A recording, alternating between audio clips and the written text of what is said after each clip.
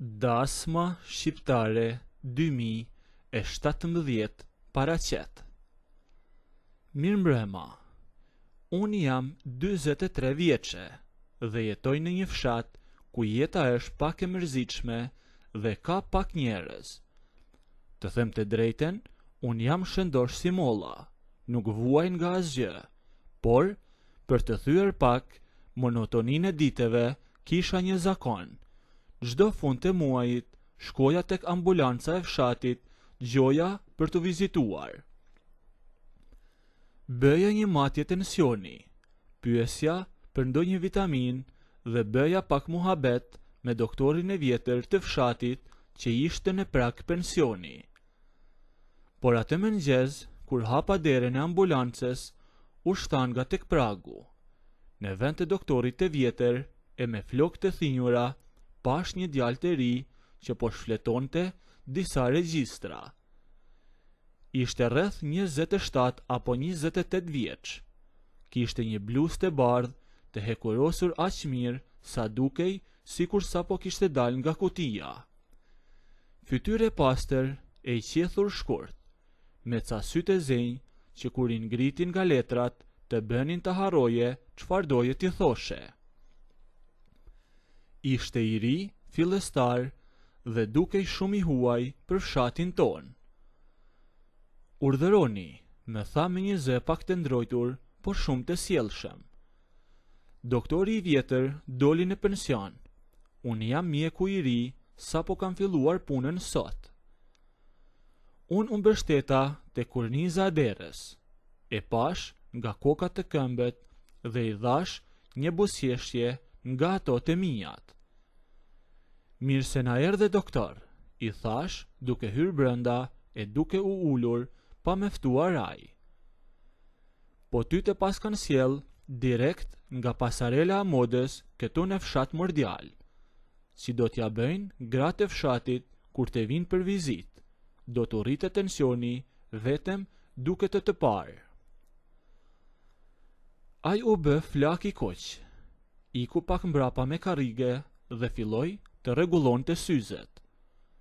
Dallohej që ishte djalë qyteti, i pa përgatitur për gra kaq të drejt për drejta sa unë.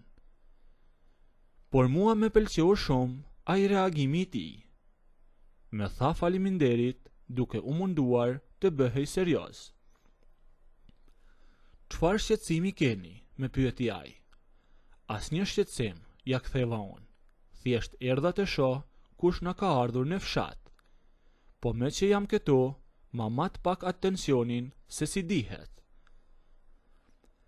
Me që ai djalë me pëlqeu që në sekondën e parë, unë nuk prita më të kalonte një muaj.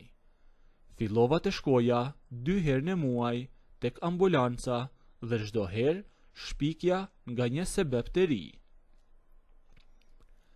Një herë i thash, doktor, kam ndrydhur pak kyçin e dorës kur po mblidhja domate. Ai ma kapi dorën me shumë kujdes, me ato duart e tij të arta, dhe po e rrotullonte ngadalë. Unë e shikoja në sy dhe nuk rria pa folur. I paske duart shumë të buta, si doktor që je, i thash duke qeshur. Ti qenke për t'i rënë pianos, e jo për të prekur duart tona të ashpra. A i qeshi dhe ma shtrëngoj dorën pak, si për të me dhënë një shenjë. Aty e kuptova që komplimentet e mia kishin filluar t'i pëlqenin edhe atij. Nuk ishte më aq i ndrojtur sa ditën e parë. Herën tjetër, shkova dhe i dhash, doktor, më dhën pak shpina. Kur ai erdhi mbrapa meje dhe po me prekte lehtë shpatullat për të kuptuar ku ishte problemi, unë ktheva kokën pak anash sa t'ja ndjeja frymarrjen e tij afër veshit tim dhe i thash, nuk e di a me kaloj dhimbja e shpinës, po një gjë e ditë e sigurt. Ky fshat nuk ka pasur asnjëherë një djalë kaq të pashëm sa ty, gjëna që të mbajnë të mbyllur në këtë zyrë. Ai mbaroi kontrollin, doli përballë meje, futi duart në xhepat e përparses së bardhë dhe me pa me një shikim krejt tjetër. Kishte filluar ta kuptonte lojën time. Ti je rasti i vetëm që vjen në ambulancë 2 herë në muaj dhe nuk ke asgjë, me tha doktori duke qeshur. E di, ja ktheva unë duke marrë çanten.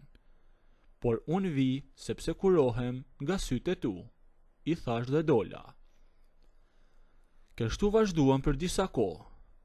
Të gjithë në fshat mendonin se unë isha bërë fiksuar pas kontrolleve mjekësore, por asnjëri nuk e dinte që unë thjesht po luaja me doktorin e ri, derisa një pasdite e çova lojen deri në fund.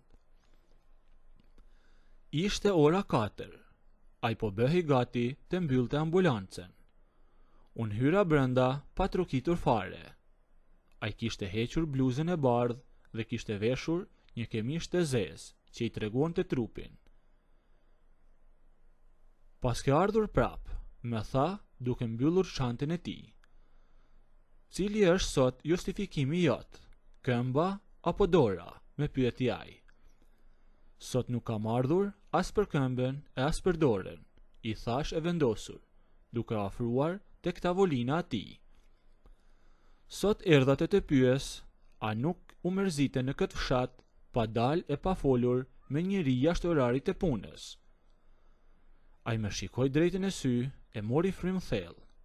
E la çantën e tij mbi tavolinë dhe e mori ai situatën në kontroll. Jashtë ambulancës, njerëzit flasin shumë. Unë jetoj në një banesë të vogël me qira tek shtëpia e vjetër afër shkollës. Tani sapo mbarova turnin. A do të vish të bëj një kafe tamam, nga ato të qytetit, pa justifikime shëndetësore këtë herë, me tha ai. Unë busjesha, me në fund, doktori im e gjeti guximin. Bëj 2 kafe gati, i thash atij, dhe shkuam. Banesa e tij ishte e vogël, por shumë e rregullt. Kishte një divan, një banak të vogël kuzhine dhe një raft plot me libra mjekësie e romane. Kur hyra brenda, unë ndjeva menjëherë një lloj nxehtësie ndryshe. Ai shkoi tek banaku për të bërë kafen, ndërsa unë po shikoja librat e tij në raft. Lexo ke shumë ti doktor, i thash me kurriz nga ai, e duke prekur kapakun e një libri me gisht. Nuk i ndëgjova hapat, por pas 2 sekondash ndjeva praninë e tij fiks pas shpinës sime. Ai ishte afruar aq shumë sa ndjeja edhe aromën e kafes që mbante në dorë. Libra kam shumë, me tha ai me zë pak më të trashë se në ambulancë. Por asnjëri libër s'me ka mësuar si të sillem me një grua si ti. Kjo qasje me çmendi fare. Ai nuk e kishte me atë drojen e djalit të ri, e unë nuk theva ngadalë nga ai. Tani ishim ballë për ballë, jo më larg se një pëllemb. Ai po mbante 2 filxhanat e kafes në duar, e fytyra e tij ishte shumë afër fytyrës sime. Prisja të më thoshte diçka tjetër, por unë doja ta ngacmoja edhe pak. Në zyrë bën si profesionist i madh, i thash me zë të ulët, e duke e parë drejt e në sytë e zenj. Por këtu duket që nuk di çfarë të bësh. Akoma po i mban 2 filxhanet në duar. Doktori nuk foli fare, i uli syt dhe më shikoi me një herë buzët, e pastaj me një lëvizje shumë të qetë u kthye pa kanash, i late 2 filxhanet e kafes mbi raftin e librave prap pa thënë asnjë fjalë. Sa po i la filxhanet, a i ktheu trupin nga on. Në vend që të me hidhej, apo të përdorte fjalë të tjera, i kaloi të 2 duart e tij rreth belit tim. Me ofroi edhe me pranë, derisa trupat tanë u bashkuan dhe filloi të me puthte. Nuk ishte asnjë puthje rrëmbyer, sepse edhe unë e doja. Ishte një puthje shumë burrërore, e sigurt, ku ai tregoi që fjalët e mia e kishin çliruar përfundimisht. Kur i bashkuam buzët, Të gjitha ato ngacmimet 2 herë në muaj morën kuptim. Duart e tij, që në fillim dridheshin kur me masnin tensionin, tani më mbanin aq fort pas vetes sa u binda që mjeku i rif i fshatit dinte shumë mirë të nëse doni të ndëgjoni historinë deri në fund bëjini videon like, a nëse nuk doni abonohuni ose bëjini subscribe.